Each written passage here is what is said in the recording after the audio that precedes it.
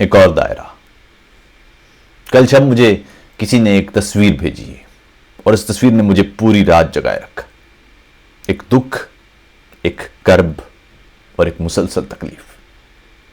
میں اپنے پیج پر ایسا کوئی تصویری مواد یا ویڈیوز شائع نہیں کرتا جس میں کسی بھی قسم کا تشدد کا عنصر ہو یا جس میں انسانی تکریم پر حرف آتا ہو، اور آج بھی میں ویسا ہی کروں گا.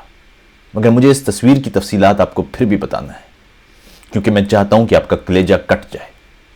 بالکل ویسے ہی جیسا میں نے اس تصویر میں ایک ماں کا دیکھا. ایک 8-10 برس کا شدید زخمی بچہ اس ماں کی باہوں میں تھا. اس کا لہو لہان سر ماں کی چھاتی سے لگا ہوا تھا اور خون بہہ بہہ کر زمین سرخ کرتا جاتا تھا. آنکھیں بند تھیں، کمر ماں کی گود پر دھری ہوئی تھی اور باقی جسم زمین پر لہو کے ساتھ بہہ رہا تھا.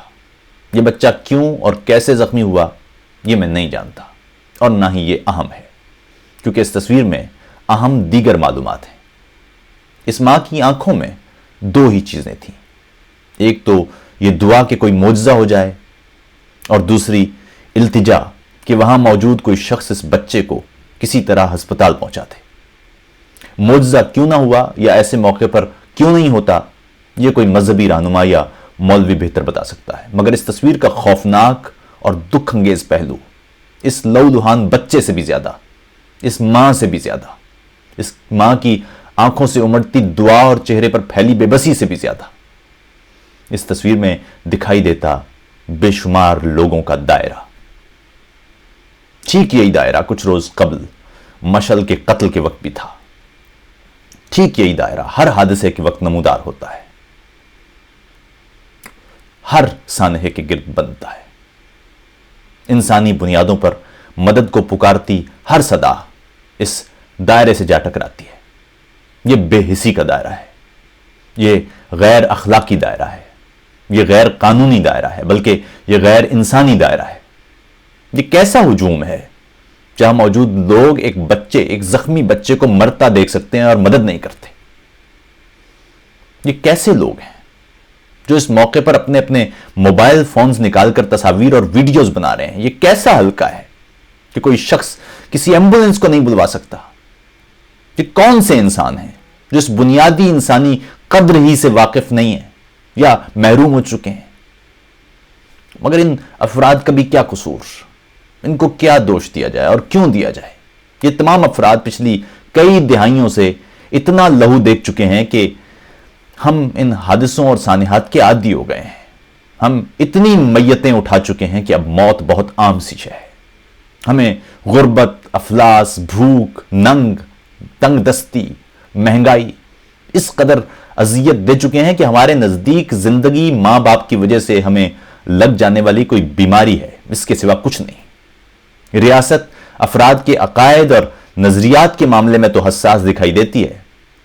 ہمارے ہاں مذہبی رہنما بھی اس معاملے پر ہر ایک مسجد میں بھرپور جوش و خروش سے بولتے ہیں، مگر انسانوں کی فلاح برباد کرنے کا کوئی راستہ نہیں، کوئی تیار نہیں. ایک سوال ہمیں خود سے ضرور پوچھنا چاہیے. ہم ہر جگہ خدا کو خوش کرنے کے لیے کہتے ہیں، ہمیں ہر مسجد، ہر منارے سے خدا کو خوش کرنے کے لیے کہا جاتا ہے، خدا کو منا لینے کے لیے کہا جاتا ہے. مگر کہیں ایسا تو نہیں کہ خدا کی خوشی اس بچے کی زندگی بچانے میں ہو، خدا کی خوشی اس ماں کی آنکھوں سے نکلتی التجا کو کسی معجزے میں تبدیل کر دینے میں ہو، اس مرتے ہوئے بچے کو زندگی لوٹا کر اس ماں کو وقت سے پہلے مر جانے سے روک لینے میں ہو. میں جب بہت چھوٹا تھا تو ایک بار میں نے اپنی دادی سے پوچھا، اللہ میاں کب خوش ہوتے ہیں؟ وہ کہنے لگیں، جب اللہ کو کوئی تحفہ دے دو. میں نے کہا، اللہ کو تحفہ کیسے دیا جائے؟ کہنے لگیں، کسی انسان کو خوش کر دو. یہ بے حسی کا دائرہ کون توڑے گا؟ ایسے موقع پر موبائل فون سے فوٹوز یا ویڈیوز بنانے کی بجائے ایمبولنس کا نمبر ٹٹولنے پر معمور نہیں ہو جانا چاہیے تھا. خدا نہ کرے کہ میں کبھی ایسا کوئی سانحہ اس طرح اپنی آنکھوں سے کبھی بھی دیکھوں.